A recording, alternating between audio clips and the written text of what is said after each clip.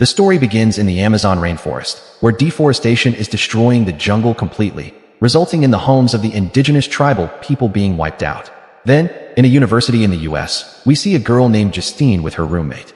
They attend a class together, where their teacher talks about the cruel traditions still practiced in some parts of the world, especially against African women. Hearing this, Justine is shocked and deeply disturbed. After class, when Justine is alone, a guy approaches her and says that Alejandro has sent her this plate and invited her to a meeting. Alejandro leads a student group that campaigns for environmental protection in various parts of the world. He is a charismatic and influential activist, always involved in one mission or another. Since Justine is also interested in social causes, she decides to attend the meeting. Alejandro explains to the group that they are planning a trip to the Amazon rainforest to protect a local tribe from a multinational company that is cutting down the jungle to extract petroleum. This company is using the help of retired soldiers for the task. Alejandro says their goal is to stop the company and live stream the situation to attract international media attention so that public pressure forces the company to back off. Justine is very impressed by this mission and decides to join them. The rest of the group also agrees to participate. The next day, Justine speaks to her father over the phone, who is a lawyer at the United Nations, and lies, saying she's going on a trip with friends. Later, Justine meets the rest of the group at a location where they are introduced to one of Alejandro's friends who is funding the entire trip. They board a private plane and head out. After landing, they take a rickshaw to a hotel, eat food, and rest for a while. Then, they board a boat to head toward the Amazon jungle. Upon reaching the jungle, they all change into matching uniforms and reach the company's site. They chain themselves to trees and bulldozers and put on masks. Then, they start recording videos and protesting, intending to live stream everything to show the world what the company is doing. Soon, private military forces arrive to remove them, but since everyone is chained and locked, they can't be moved. However, Justine's lock is faulty, and she's not fully secured. One of the military men grabs her and puts a gun to her head, threatening to shoot her. Terrified and in tears, Justine begs Alejandro for help. But Alejandro and the others keep recording, with Alejandro even saying, "Shoot her. Her father is a UN lawyer. Let's see what happens then." Justine is stunned. Soon, the live video of their protest goes viral, attracting media attention. Under this pressure, the military lets them go, and the company is forced to stop operations. Then, the police arrive and arrest the group, but Justine's friend bribes them to release everyone.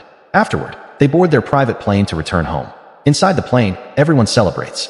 Alejandro proudly announces that their video has gone viral and they're receiving global attention. Everyone is thrilled, except Justine, who feels used, realizing they exploited her background to shield themselves. Suddenly, the plane experiences engine trouble. The pilots lose control, and the aircraft starts descending rapidly. People scream in fear as the plane crashes into the dense forest. 2 people fall out of the plane before it hits the trees. On impact, the plane is severely damaged, and the crash kills both pilots, Alejandro's friend, and several others. Some are critically injured. The survivors, shaken and crying, help each other out of the wreckage, surrounded by dead bodies and blood. Then, the plane explodes.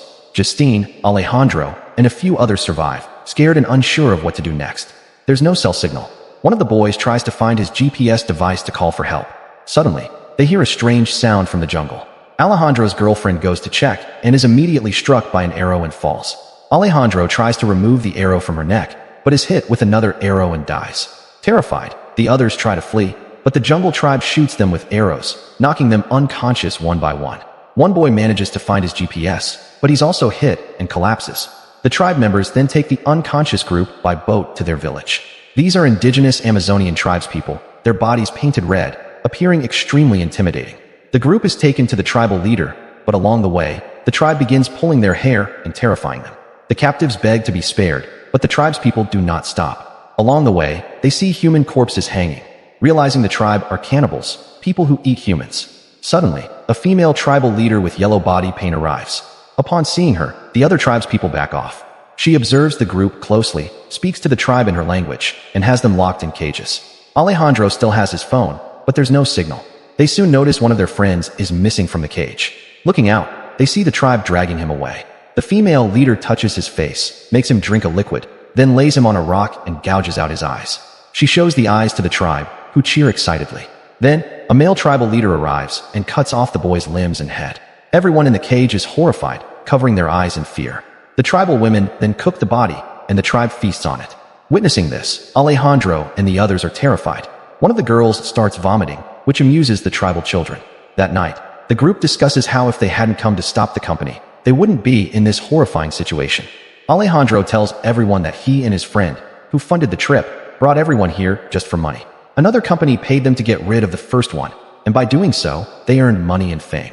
Alejandro goes on to reveal that the second company will arrive in the jungle in 2 or 3 days. At this point, everyone realizes that Alejandro is a selfish person who betrayed everyone for his own benefit. He also admits that he brought Justine along only because her father is a lawyer at the UN, and if something went wrong, her father could save them all. After hearing all this, everyone becomes furious with Alejandro. The next day, Justine sees a girl standing in front of her, and she plays her necklace flute to make a sound. At that moment, the male leader of the tribe arrives and pulls 3 girls out of the cage, placing them before the female leader. The female leader checks their private parts to determine who is a virgin. They find out that Justine has never had any sexual relations, so they send the other 2 girls back to the cage and take Justine to a hut. The people in the cage say, "We can't die like this. We have to do something." But the tribe's guards are watching them closely, so they can't escape. Then one of the boys gets an idea. He sets a ringtone on Alejandro's phone and throws it far away. Hearing the ringtone, one of the guards heads in that direction. Meanwhile, a girl uses this distraction and, with the help of her friend, escapes from the cage and runs away. A little while later, the tribe members bring Justine back to the cage. Strange paint marks are seen on her body and face. She has no memory of what happened because she had been unconscious. Later, the tribe brings food for everyone. After eating, one of the girls sees a piece of human skin in her bowl with a tattoo on it. Realizing it belongs to the friend who had escaped earlier, she understands that the tribe caught and killed her, and now they're all eating her. Horrified, she smashes the bowl and uses one of its sharp pieces to slit her throat, ending her life. The tribe comes to take her body for eating, but one of the boys stuffs marijuana into her mouth so that when the tribe eats her, they'll get intoxicated. After the tribe cooks and eats the girl, they all get high. Some pass out, while others start spinning with dizziness. Seeing the opportunity, Justine and Daniel escape the cage. But Alejandro knocks out one of his friends, believing that if he tries to escape with them, the tribe will catch and kill them. Alejandro also believes that the company arriving to cut down the trees might save him, so he stops his friend from going, hoping the tribe will eat his friend first and he can survive longer. Justine and the other boy leave Alejandro behind and escape. When that boy regains consciousness, he sees 2 tribe members sitting near him, laughing. Thinking they're still high, he tries to manipulate them through conversation, but they suddenly cut off his hand and begin eating it. Horrified, he tries to run, but the tribe surrounds him and, still intoxicated, starts eating him alive. Meanwhile, Justine and the other boy reach a river. They spot smoke from the plane crash and head toward it. Justine accidentally falls into the river and starts drifting away. She barely grabs onto a rock, and the boy helps pull her out using a tree branch. That night, they reach the plane crash site and find the bodies of their dead friends hanging from trees. The tribe had hung them there. Justine hears a phone ringing from a dead friend's pocket and retrieves it. Just then, the tribe arrives and knocks them both unconscious. The next morning, Justine wakes up to find she's being prepared for a ritual, while her male companion is tied to a pole and being brutally beaten, his limbs broken. Then the tribe smears something on his clothes that attracts ants, which start biting him, causing him to scream in agony. As the female leader of the tribe prepares to do something to Justine's private parts as part of the ritual, a tribe member arrives and announces that some people have come to cut down the trees. The tribe grabs their weapons and heads out to fight them, leaving behind a few kids to watch Alejandro. The little girl who had heard Justine's flute sound earlier unties her ropes. Once free, Justine runs to her friend tied to the pole. The boy, in unbearable pain from the ant bites, prefers death over suffering. The girl knocks him unconscious and kills him with a knife. Justine then escapes with the child. Alejandro pleads for help, but Justine refuses and runs away with the little girl. The child shows her the way out of the jungle, and Justine thanks her by gifting her the flute necklace. As they are about to escape, another girl and her father from the tribe arrive to stop Justine. But the path Justine takes has a dangerous jaguar, a hybrid of a male jaguar and a female lion. Fearing the jaguar might attack them, the tribe does not pursue Justine. With no other choice, she goes down that path. Luckily, the jaguar had recently hunted and was resting, so it doesn't attack her. She escapes safely and later sees military forces shooting down tribe members. She quickly raises her hands and shouts, "I'm American," pretending to record them on her mobile phone and asks them to stop. She yells, "I'm a survivor. Let me go." The soldiers stop and call a helicopter to evacuate her. While boarding, the pilot asks if there's anyone else with her. Justine lies and says, "No," and returns home in the helicopter. A few days later, government officials question her. Justine claims all her friends died in the plane crash and she survived alone. She also says the tribal people helped her and didn't harm her. She lies because she believes if she told the truth, that the tribe eats humans, the government would wipe them out and destroy the Amazon forest. Later, she receives a call from Alejandro's sister, who says satellite images show Alejandro still alive in the jungle with black paint all over his body, suggesting he might now be part of the tribe himself.